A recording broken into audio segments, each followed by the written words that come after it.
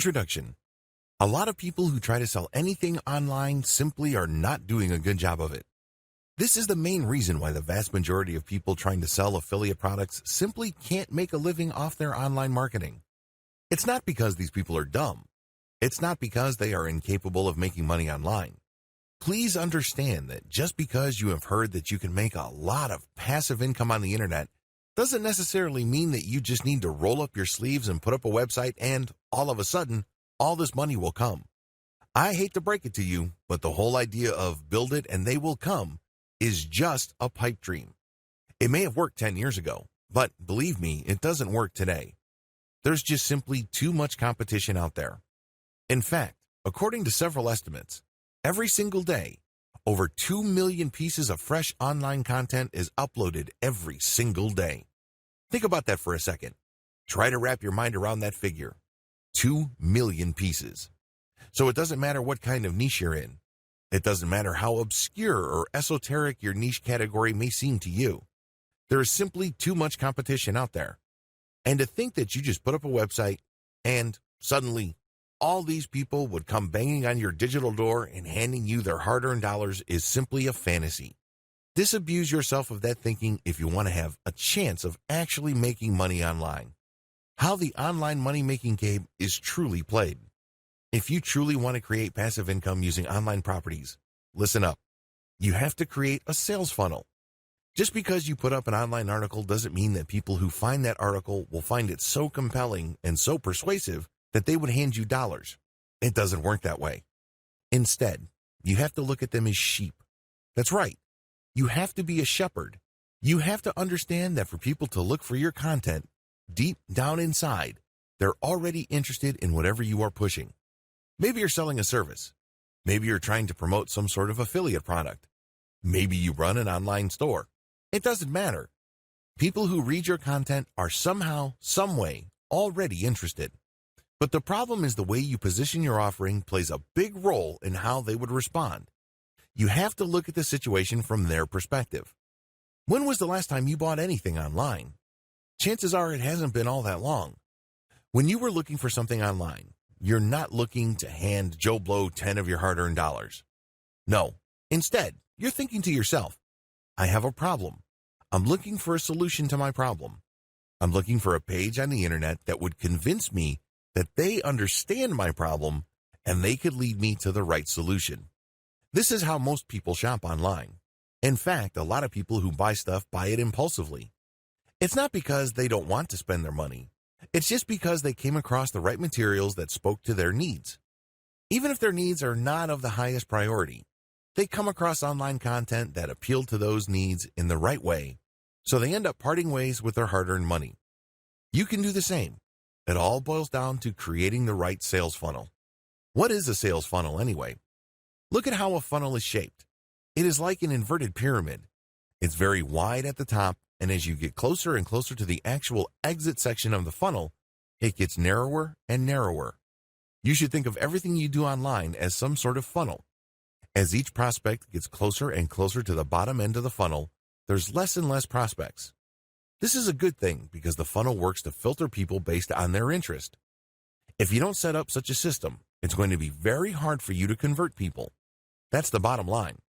Whether you make your money through ad clicks using the AdSense monetization platform, or you sell affiliate products, or you sell your own services, or you run your own online dropshipping store, it doesn't matter. You're trying to convert people from simple clickers of links and readers of your content to cold, hard cash. The sales funnel model helps you craft together working strategies that would help you turn your content and traffic into cash. This training teaches you how to optimize your sales funnel. My goal is to help you realize key strategies that will help you maximize conversions and thereby maximize your profits. What is a sales funnel? A sales funnel is essentially a filtration system. There are many different types of eyeballs your link or content will attract on the internet. Most of these are not interested in buying, at least not right now. Your sales funnel helps you process all these people to maximize the amount of dollars you can get out of them. Most sales filters are not set up the right way. A lot of marketers fail because they think they have a sales funnel. What they have is a leaky bucket. Know the difference. A sales funnel does the following. Sales funnels must demonstrate the value of a particular solution.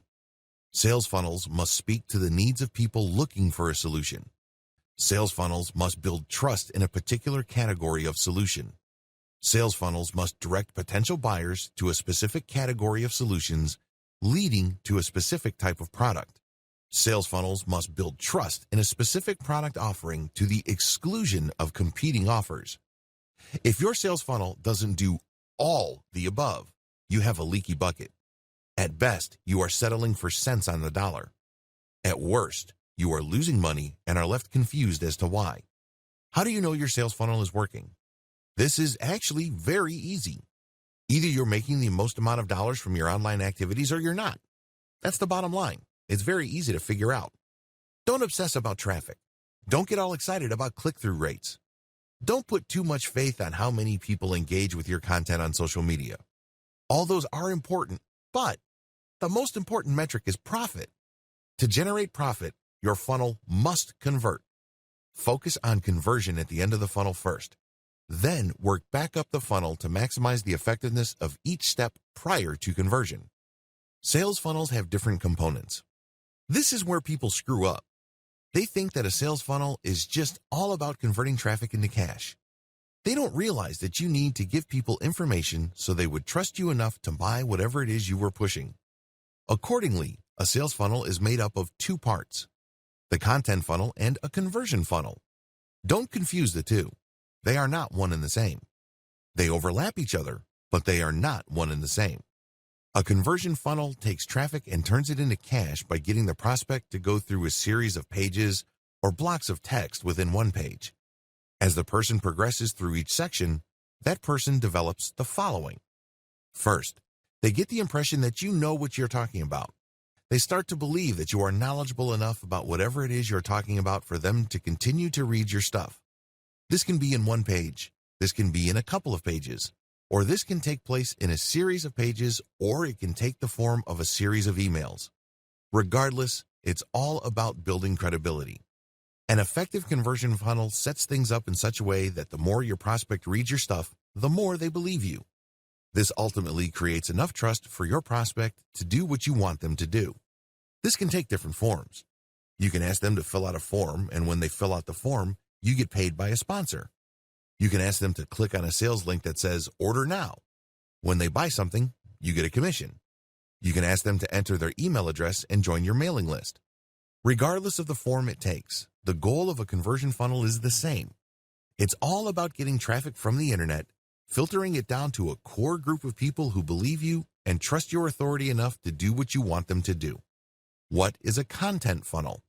A content funnel is a series of blog posts, articles, and pages both on your site and on third-party websites that step visitors through different stages of trust.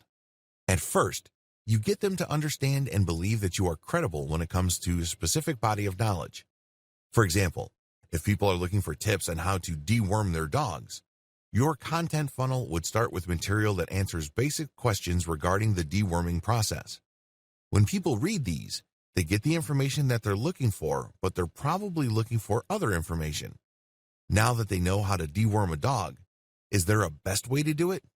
Is there a product that makes it as quick, painless, and convenient as possible? Your content funnel takes care of all these questions, but it all does it in the context of building greater and greater trust in your authority. It starts with establishing in the minds of the reader that you are knowledgeable and credible enough about the basic questions that they're asking. If they like what they read and they still have other questions regarding which solution is the best, they can click the link, and then you would lead them through your comparison of the different types of solutions out there. Again, these are not necessarily individual products. These can be just different ways to purge your dog. You can compare the different ways of purging your dog. There's a 100% organic way, and then there are the traditional chemical ways, so on and so forth. You compare these then to highlight to the reader that you can be trusted because you know enough to be able to compare, and then you suggest a specific solution, and then when they click through to that, they end up in a trust page. This is where basically you earn their trust by spelling out, usually in the form of an in-depth report or a review of the pros and cons of a specific product or solution. From here, you can then convert them. You can link them to a conversion funnel, or you can get them to sign up to a mailing list. Effective sales funnels start with product knowledge. Intimately know whatever it is you are promoting. Whether you're selling a product or service or you're an affiliate pushing someone else's stuff, it doesn't matter. You must establish some level of expertise in whatever it is you are pushing. If you're clueless regarding what you're selling, how do you expect to gain credibility and authority in the eyes of people you're trying to get to buy from you? That's just not going to happen because you did not put in the time, effort, and energy to achieve that level of knowledge. Effective product knowledge is vital for both conversion funnels and content funnels. Some key questions you need to ask. What problem does your product solve? Think in basic terms. If you're selling something, it's because it solves a problem. If you're a real estate agent, you're selling a home. Why do people need a home? It's not what you think. They need it for location. Some people buy it for status. Other people buy it for a lifestyle. Understanding these different reasons and navigating your way around them enables you to tie these reasons with certain audiences so you can speak their language. Can you speak your audience's language? Most people always ask themselves, what's in it for me? You must understand this question, and you have to answer it in the same language as the person you're trying to sell to. Otherwise, you're not going to make a sale. It's just that simple. You must present your product's value proposition in clear terms that readily answer the questions your customers are asking in their heads. Can you speak in terms of benefits? When people buy a Mercedes-Benz, it's not because they're just looking to get from point A to point B. If that's all they wanted, they could have bought one of many cheaper brands. You must speak their language. What is their reason? They're looking for luxury. They're looking for tangible proof that they can show to other people that they have arrived at a higher social status. That's the whole point of buying a Mercedes-Benz, a Ferrari, a BMW, or a Porsche. You must zero in on that complex of competing needs and speak the language of your prospect. Can you split up different benefits and express them carefully? It's very important to understand that when people end up on your conversion page, that these people are not identical. For example, back to the Mercedes-Benz scenario. Different people would buy different Mercedes-Benz for different reasons. We know that if people are just looking for basic transportation, they're probably not going to pick a Benz. That's a very expensive option just to take care of basic transport needs. With that out of the way, you must list all the potential benefits people would look for in a branded, sophisticated, and prestigious German automotive brand. It's not all about social status. Some people are looking for the utmost quality. In other words, they're thinking to themselves, if I buy the very best product, I know there's a high likelihood that I won't break down in the middle of nowhere. Other people buy a Mercedes-Benz because they have a certain affinity to the Mercedes-Benz's engineering tradition. When you're creating a conversion funnel, you have to zero in on all these potential reasons and benefits, and then you have to prioritize them. Which are more likely? Which could be tied to questions? Which are more practical? But whatever you do, your sales funnel must speak to all these different needs to push people down the funnel. Remember, different benefits appeal to different people, so when you get all these clicks from your paid Facebook ad campaigns or from your organic article marketing, your sales funnel must have enough information in it to appeal to different types of people. You can't just assume that everybody who lands on your page are trying to meet the same needs. That's like a Mercedes ad just basically saying that it's all about luxury. That's a great ad if you're sure that almost all the people looking at that ad are looking for luxury. But what about the person who is looking for the very best engineered car he or she could find? What about the other person who just has an affinity for a lot of things German, and so on down the line? You have to craft a sales funnel that speaks to these different needs to capture all these people and push them down the funnel so you can convert them into cold, hard cash. Translating consumer intelligence into a workable content strategy. Sales funnels can be made of just conversion pages or content with conversion pages. A lot of marketers think that they just need to buy traffic and then dump this traffic on conversion pages. If that's your strategy, you can do that. I'll teach you how to do that effectively. However, if you are looking to save money or if you have no money at all, you can still make money online by using content to attract traffic from the internet for free and then plug this into conversion pages. You have to be mindful of which strategy you are using. Conversion funnel only versus content funnel plus conversion funnel. Don't confuse content funnels with conversion funnels. Conversion funnels can work with paid traffic. You basically just buy traffic and dump it into a series of pages, and what comes out is a sale. Pretty straightforward. I'll teach you how to optimize these later. But if you don't have any money or you're low on funds, you can use online content to pull traffic from search engines, social media platforms, and other sources for online traffic and plug these into your conversion pages. You need to know how these two alternative models work. You can't confuse the two. If you think they're one and the same, then you're playing the game wrong, and it's no surprise that you are losing money hand over fist. Content funnels explained. Content funnels are all about building trust. For somebody to buy something from you, they must trust you. That's the bottom line. Content funnels are built on a central question. How do you get people to trust you online? First, you need to get them to understand that you know about their needs. Second, you have to get them to like your expertise or like your take or your understanding of their problems. This leads to trust. Once you get them to trust you, you can then push them to buy from you. The KLT process.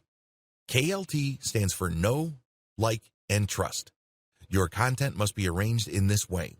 The end result is trust. That's where you plug in your content funnel to your conversion funnel.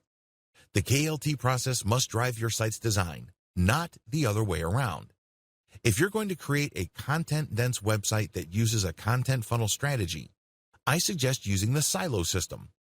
This starts out with general information, which is then linked to pages that have more detailed info. When people read these, it's easy for them to click from one page to the next, depending on how pumped up they are in finding more about the topic they're researching. These must be question-based so they're easier to digest.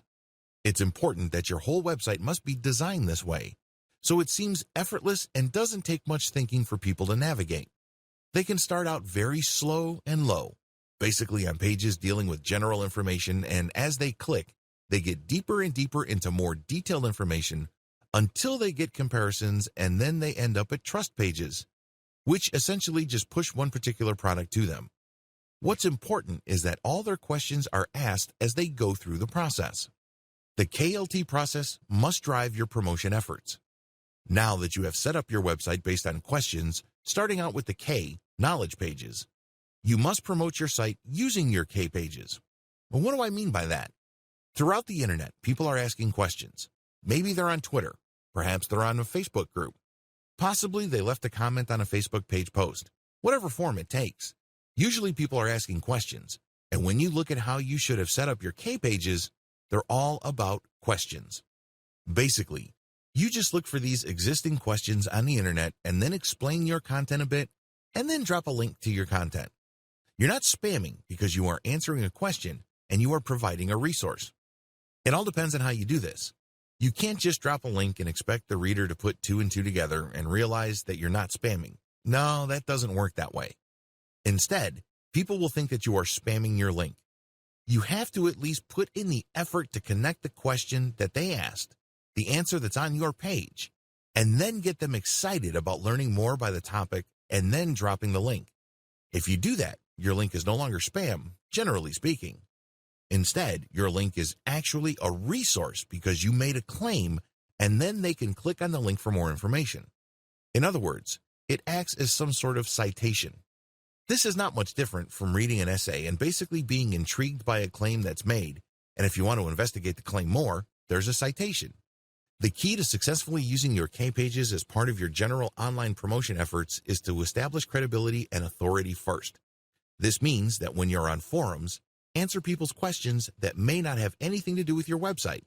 You have to be obvious with your need to help others. People hate traffic poachers.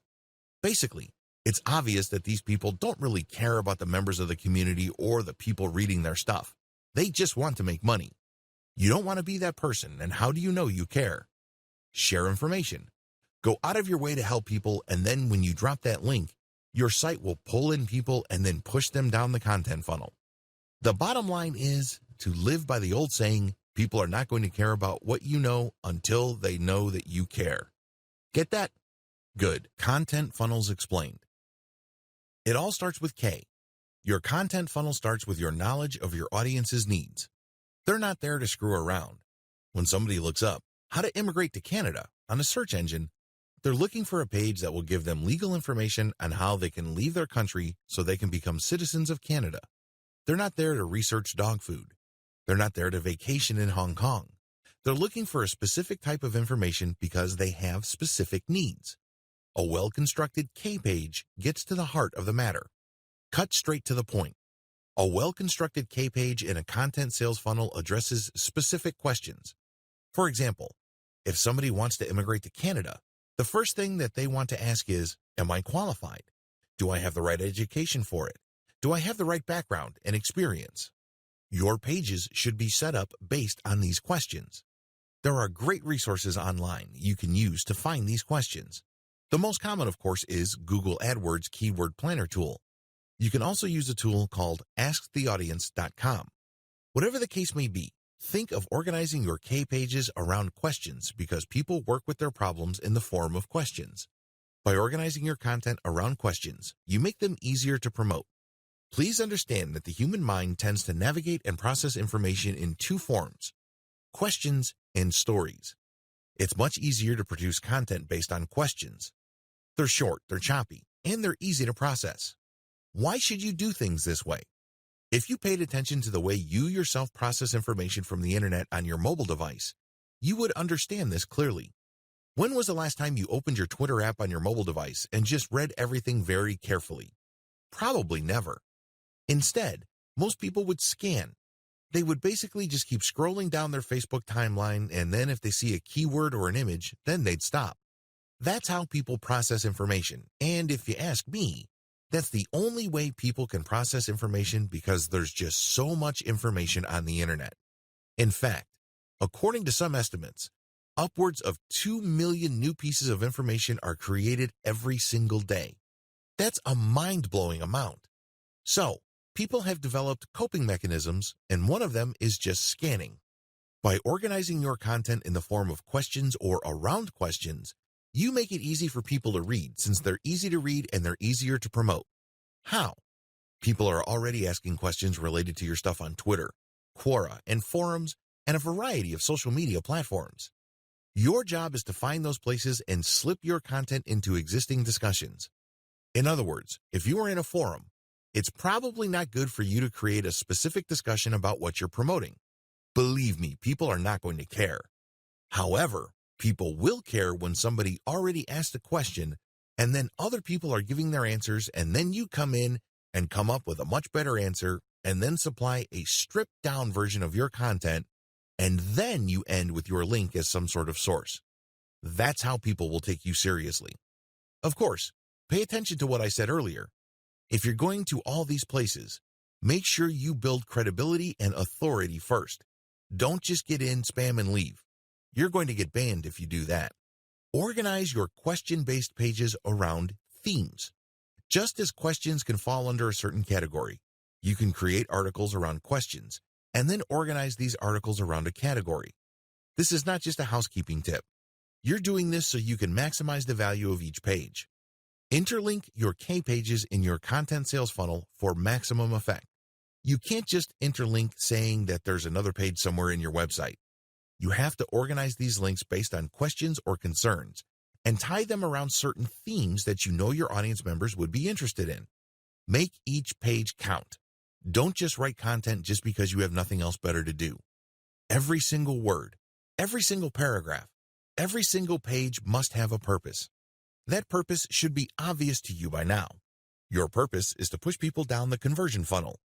Whether you are using a content funnel or an actual conversion funnel, your job with every new piece of content is to push them down to the next step, and the best way to do this is to amplify their desire or respect for your authority.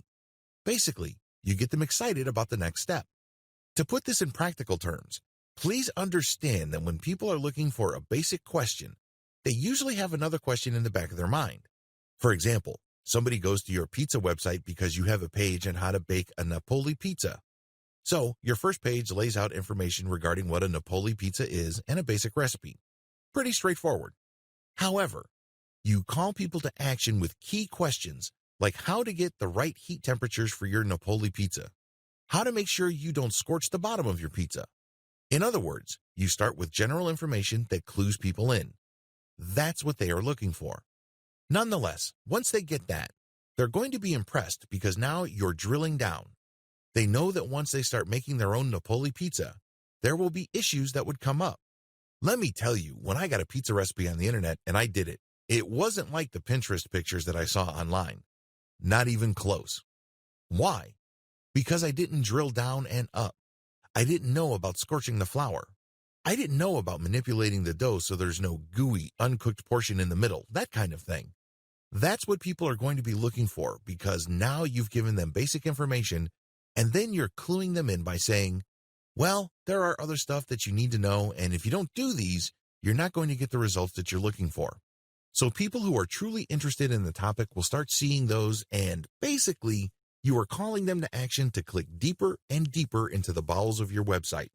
Compare this to basically just random interlinking where you go from one page to just another regular page, which may not be all that related. You're not going to be building authority. People are just going to bounce out of that page because that's not the information they're looking for. You have to start with a general question and then create subsidiary pages that are based on closely related questions, and this maintains the interest of the person and then actually amplifies their desire for a specific product or solution later on.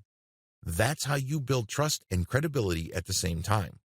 When they click on these links, they find themselves deeper and deeper into your website, and they give themselves more opportunities to really absorb the knowledge that you are giving them.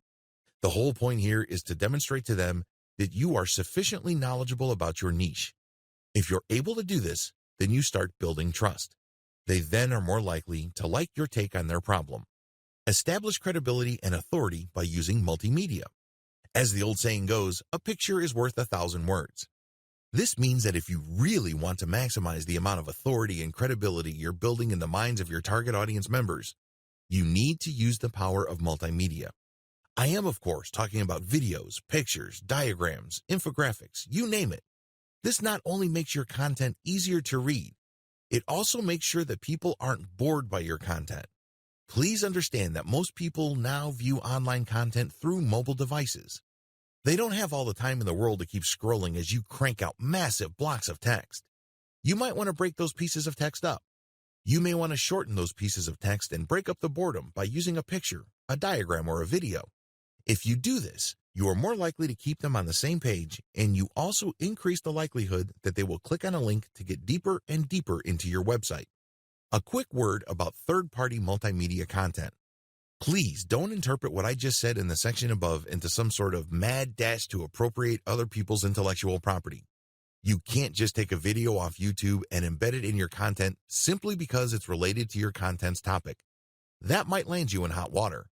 You have to do it the right way. Whether you're using infographics from Pinterest, videos from YouTube, explanatory photos from Pinterest or Instagram, you have to respect the rights of the owners or creators of this content. How do you do that? Very simple. Give them attribution and link to them. I know you're probably paranoid about your website becoming some sort of traffic leak. I understand where you're coming from. You worked hard to create all this content, and you obviously worked hard to drive traffic to your site. It would be a shame to see much of that traffic go to these third-party links and never to come back to your website again. Believe me, I get that. However, here are some ways you can make these concerns go away. Make attribution links open in a new tab. If you're worried about losing traffic because of your attribution links, make those links open a new tab. This way, when a visitor to your website clicks on that link, a new tab is created. Your tab is still open. You haven't lost that person. They can look at that content, check out the website that created the infographic that they're interested in, and then once they're done, they can close that and go back to your site. Pretty straightforward. Use materials from non-competitors. This is the most important piece of advice I can give you in regard to third-party multimedia content. Remember, you're using this multimedia content to make your content more interesting. You're using it to add life and context to your content. However, if you don't get the content from the right people, you will end up promoting your competitors. Who wants to do that? These people are basically pushing the same products and services as you. You just made their lives easier. I'm sure that's not your goal, right? The best way to do this is to look at the different infographics, videos, and explanatory photos and other multimedia elements that are closely related to your content, and then look at their sources. Are they directly competing with you, or are they kind of a general knowledge site that is basically just monetized by AdSense, or they are a nonprofit? If they're the latter, they're probably not competitors. They're not pushing a particular product. They're not doing a hard sell. So use their content and attribute to them. If you play this right, you will create a win-win situation. They get traffic and awareness, and you get context and excitement for your content. Everybody can win, but you need to play the game the right way. The whole point of the K level of your content sales funnel is dwell time. What is dwell time? Dwell time is the term Google uses to describe the time people spend going from page to page on your website. Studies show that the longer the dwell time, the higher the chance the person will either come back, sign up for a mailing list, or even buy a product. In other words, the longer you keep somebody on your website reading articles and other content, the higher the chance you can convert that person into dollar bills. That's the bottom line. Remember, dwell time also helps your SEO. If you want to get more highly targeted traffic from search engines, maximize dwell time, because this is factored in by Google's RankBrain algorithm when it comes time to rank your website. The higher your dwell time, the higher your rank on Google. Understanding your content funnel's L pages. A lot of people misunderstand the role of L pages. L pages, of course, stand for like pages. These are pages intended to push people to trust your brand enough to buy from you. In other words, these L pages assume that when people click over to them, they know enough about the basic information of your niche. They're not trying to answer general questions. L pages don't share basic info. I just want you to be clear about this. When you create an L page, you're not saying to the reader why you are interested in this stuff or people are interested in this type of product. They don't want that. That's introductory stuff. For example, if somebody is looking to bake Napolitano-style pizza, they go first to a K page that tells them that Napoli-style pizza came from Naples in Italy. It was brought by Italian immigrants to the United States. It is a very tasty form of pizza. It's puffy, so on and so forth. When people go to an L page from that original K page, they don't want to be told the same info. They already know the background. Now they want specifics, like how not to burn their Napoli pizza too much. What kind of pieces are available to produce the very best Neapolitan-style pizza? You get the point. They're looking for deeper information, which would then eventually lead them to buying a product. They have deeper needs at this point. Don't waste their time by rehashing basics or intro. It just erodes your credibility and authority. When people land on an L page, you should safely assume that they already know about the categorical options available to them. L pages are all about distinction. L pages are all about pushing your prospect to one type of product category over another. In other words, since a reader ended up on your L page, they already think you are credible to a certain degree.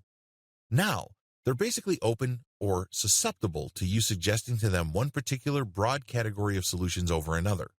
In many cases, this involves disabusing them of earlier held beliefs regarding other options. L pages must interlink to produce this disabusing effect. Remember, the whole point of L pages is to create distinction in the mind of the prospective buyer. Prior to this point, they were at the K page level and they're basically saying, well, there are so many options out there and they're basically the same. The job of a well-written L page is to say, no, they're not. How do you make your case? You can say that there are different levels. There are different categories. There are different types. There are different brands. There are different products. You put it all together by creating L pages that compare these. So, with the different levels, you list them down. You say top level, bottom level, and then explain why.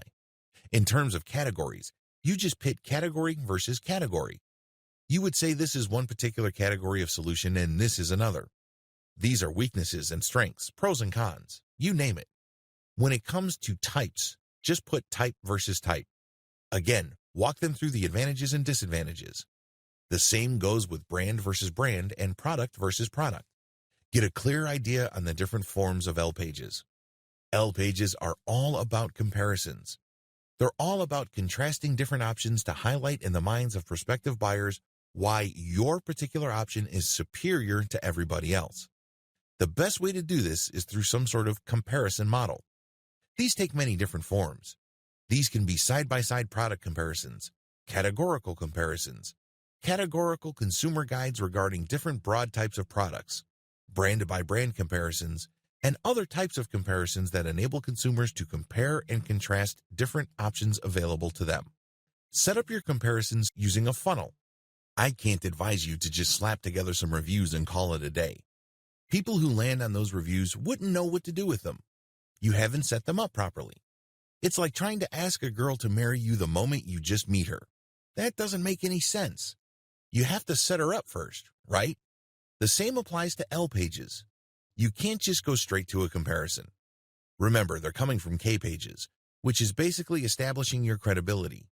So, you have to have some sort of intermediary set of pages that highlights, in broad terms, the different options out there and why your preferred class of solutions makes the most sense in the lives of your prospective audience members. You have to qualify people first. You have to understand that a lot of people may bounce off your website. They might think, this is not the information I'm looking for, and that's fine. They were never your customers to begin with. They weren't going to buy from you anyway. What's important is you focus on people who are suggestible. These are people you can persuade or otherwise influence to eventually buy from you. Set up your comparisons to win. A lot of people think that if they just put up a comparison of different products that somehow, some way, the prospective buyer will know what to do. Well, chances are they'll get pieces of information from your comparison chart and buy somewhere else. This happens all the time to Amazon affiliate marketers. It's really sad that they do all the heavy lifting and research, only to end up with a whole lot of nothing because their prospective customers spend their hard-earned dollars somewhere else. You don't want that to happen to you. So, you have to set up your comparisons in an underhanded way. Basically, just by looking at the comparisons, it becomes abundantly clear what direction you're pushing them to. Is this underhanded? Yes, but it doesn't have to be unethical. If you lay out the facts, then ultimately, it's the consumer's choice. It's all about playing up your strongest hand. Selling anything online and offline is like playing poker. You want to work with your strongest hand. Even the worst product in the world can still be positioned in such a way that it can be bought. And it all boils down to highlighting your strongest feature. Even the ugliest woman on the planet can still find a date if she positions herself right. Maybe she's got a great sense of humor. Maybe a lot of people think she is smart as a whip. That's good enough for a lot of guys. So, do yourself a big favor. Even if you're selling a dog of a product, look at its strongest point. Maybe it has really cheap shipping. Maybe it has amazing customer support infrastructure behind it. Look for your strongest product and compare the different alternative options based on your strongest point. Just as a very ugly woman is not going to compare herself to a supermodel, you shouldn't compare your product to its category killer. That doesn't make any sense. You have to position the category killer based on its weakest point, which happens to be the strongest point for your product. That's how you get a sale. That's how you get into the head of even the most skeptical consumer. Call the reader to action. A lot of people think that call to action phrases only apply to sales pages. They're clueless about the fact that even content pages have to have a call to action. You have to understand that if consumers are unclear as to the next action they're going to take, they can be relied on to do nothing. Unfortunately, when they do that, they don't put any money in your bank account. You don't see extra dollars in your online bank account. That's just not going to happen because your website's visitors are confused. They don't know what to do. They don't know where to go. They don't know what steps to take next. You have to take the initiative for them. You have to spell it out. Assume that everybody that ends up on your website has an 8th grade education. Keep it simple. You'd be surprised as to how hard you can push people down the content conversion funnel until you get them eating off the palm of your hands. Make sure your content funnel integrates well with your conversion funnel. Too many marketers obsess about conversion funnels. Too many marketers just focus all their firepower on their conversion pages. I really can't say I blame them because these are your bread and butter pages. These pages determine whether you're going to make $1,000 a month, $100 a month, or $100,000 a month. This is where the magic happens. I understand that. But the problem is these pages don't exist in a vacuum. They're part of a larger context that ultimately revolve around your brand. And if you're so short-sighted that you can only see bits and pieces of the overall picture, then you only have yourself to blame if you're not making as much money as you would have hoped. This is pretty much the reason why a lot of online marketers can't, for the life of them, make the thousands of dollars that other people are making. It's not because they're dumb. It's because they're focusing on the wrong things. You need a tight fit between your info pages and conversion pages. You have to make sure that you use calls to action to get people to where you need them to go. Unfortunately, when marketers set up K and L pages, they skip the T pages. This is an often fatal mistake. If somebody's making $5,000 a month from their online store and they committed this error, you can safely bet that that person's actual unrealized income is $50,000 a month. A lot is lost in translation because they skipped a very vital part of the overall sales conversion content and sales conversion process. These are not linked up properly. Think about the plumbing in your home. If you have a faulty pipe, then regardless of how much water comes through your home, by the time it gets to the faucet, you're just going to have to settle for a dribble. Do you see how this works? The same applies to sales. Don't neglect your T pages. T pages stands for trust pages. These are the pages where people go from liking a particular category of solutions or even collection of products you're pushing to trusting a specific product or service solution. The most common form of T page is an individual product review page. At the end of the day, once the prospect has gone from K page to the L page, they basically have a very good idea of what's out there and they're ready to decide. Now, they're basically properly educated. Your T page then should get straight to the point. It should basically just say, okay, these are the reasons why you should trust this particular product. Please understand that whatever you're talking about on the T page must relate to what went on before at the L page. So if the L page convinced the reader that the hallmarks of a superior product is 1, 2, 3, your T page better mention 1, 2, 3. Besides individual product review pages, another common form of a T or trust page are the product description pages on e-commerce sites. This is when people go to an online catalog and they click on the product link and then they see the product described. That is a T page. The anatomy of successful T pages. Successful T pages really are psychological in nature. You must remember that people are buying products for benefits. They couldn't care less about features. Maybe you're selling a washing machine and it has 5 modes. It only takes up 10 kilowatt hours or whatnot. Consumers couldn't care less about features. They do care about benefits. Understand the difference. The difference between features and benefits. Features are technical in nature. They're about screen size, screen brightness, certain new technology. Benefits, on the other hand, are psychological in nature. If somebody's buying a washing machine, they're looking to save time. They're looking for more control over their life. They're looking for more time with their loved ones. So, how are you going to repackage a time-saving feature? It has a nice fancy name into terms that your end buyer would appreciate. So, you talk about spending more time with their children. You talk about him being able to do more with less money and living life to the fullest. This is how benefits work because benefits, ultimately, are personal in nature. Remember, most American consumers couldn't care less about the features or the jargon that are on your sales pages. They care about what's important to them.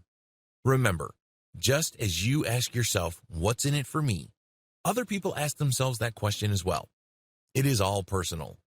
So, you have to phrase whatever benefits that your product brings to the table in those terms. The essence of effective T pages are calls to action. They have different forms, but the key to them is emotional impact. When crafting a CTA, call to action, emotionally tie the reader to the benefit they will get if they buy the product or service. The different types of calls to action. Call to action using emotional triggers. Example, take your life to the next level by saving at least 80% on your next vacation. Click here. Calls to action involving authority. Example, 9 out of 10 plastic surgeons swear by this product. Call to action using social proof. Example, click here to get the #1 rated laptop solution for insurance professionals. The key to calls to action is to get away from just saying click here or order now. When you do that, you waste momentum.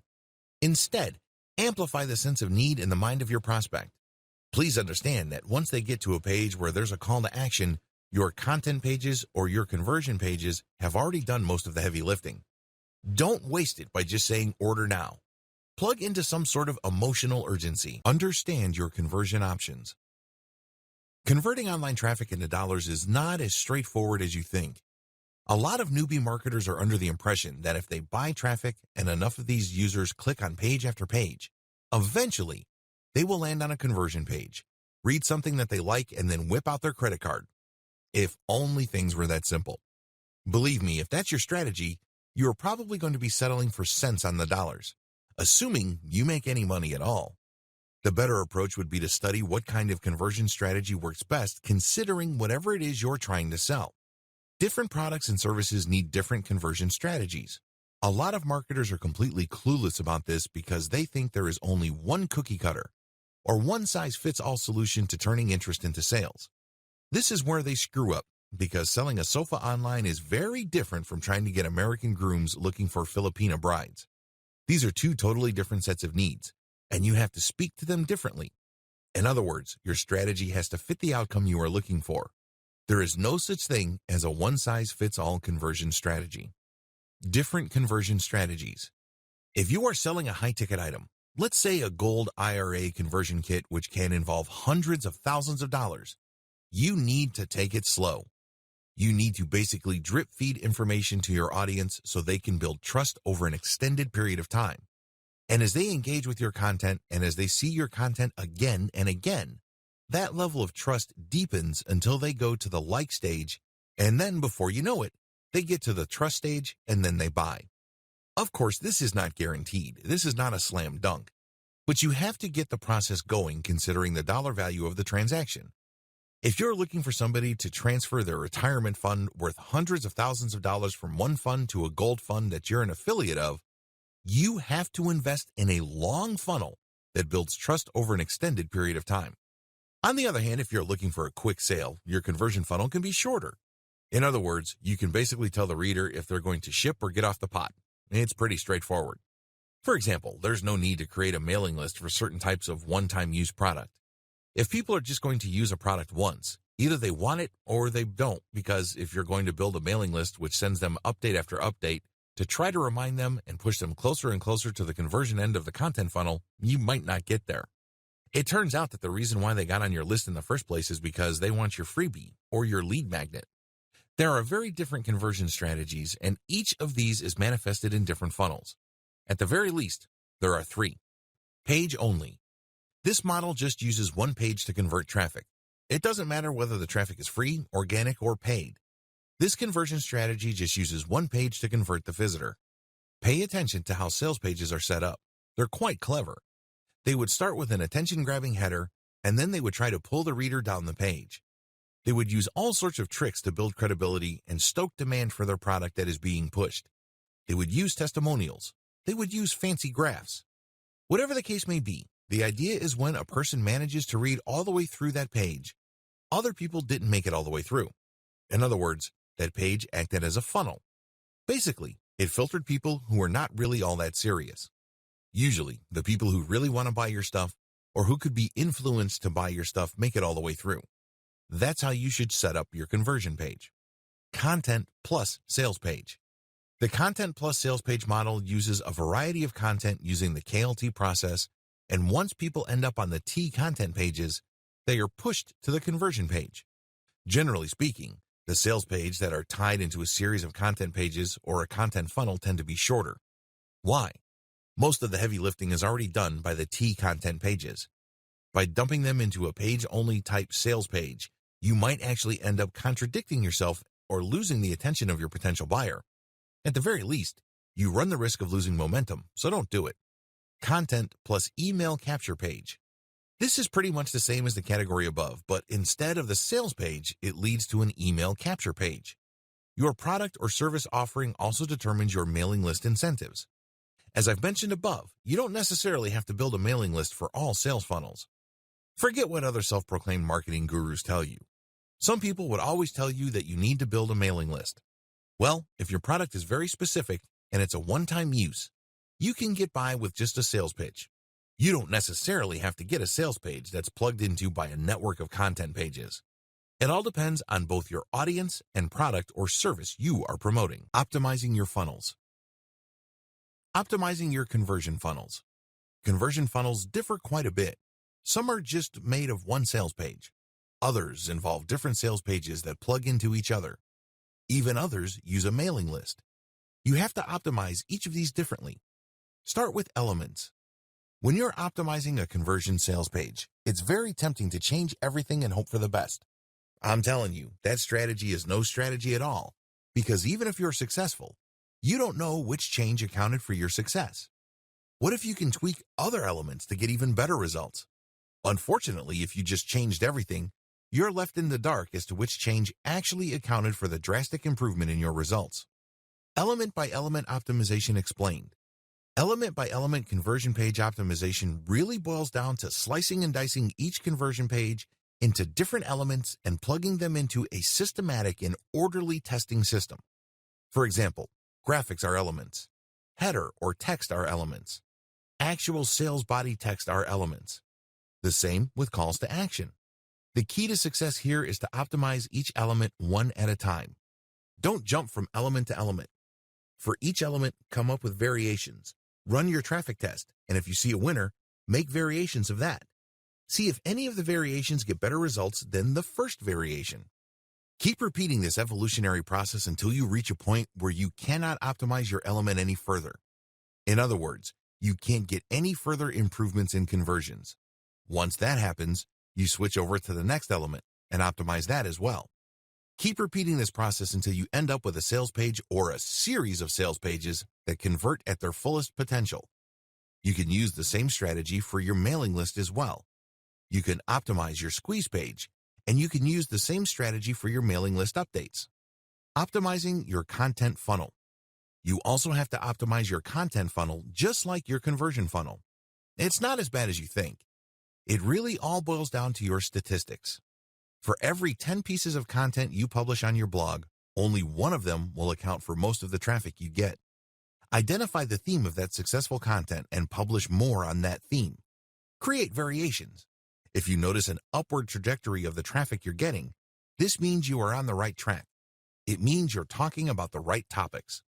Keep exploring different subtopics so you can keep increasing the organic traffic your blog or website attracts from the rest of the internet. Optimize how your content funnel plugs into your conversion funnel. Look at the series of pages people go through as they navigate your website. Do you notice that a certain path is more popular than the rest? Read each page on that path and see if you can recreate that path for new pieces of content. If you get to the point where you can repeat that same success, then make this the default path for all the content on your blog. This is not something that happens overnight. It requires a tremendous amount of traffic. It also requires quite a bit of patience.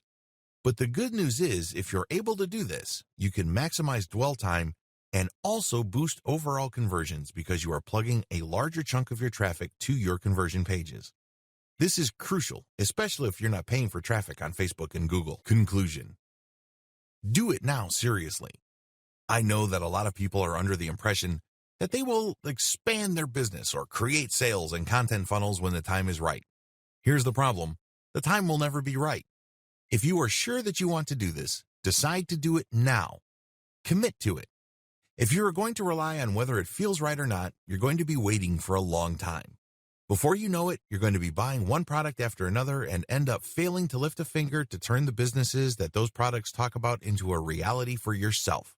Watch each video closely. I know that at this point you're really pumped up. You probably want to jump in with both feet, but do yourself a big favor. Watch each video closely. Understand what's involved. Pay attention to how each step works with each other so you don't make a mistake. Remember, you're building a business. This means that you have to set things up right the first time around and then you optimize. You can't do things in a half-baked way. You can't just build it and then backtrack. Try to get things as well put together in the beginning so that you can start to produce results and you remain motivated to keep optimizing your business. Have faith. Finally, you must have faith in yourself. You have to understand that people have been pulling off the things that I'm talking about in this training for a long time. They're making good money. If they can do it, why can't you? Please understand that you're not much different from other people. Sure, you may have zero budget, but you have a lot of time. Sure, you may not have an in-depth knowledge, but you have your sense of curiosity and excitement. Whatever the case may be, stop making excuses for yourself to delay and start taking action today.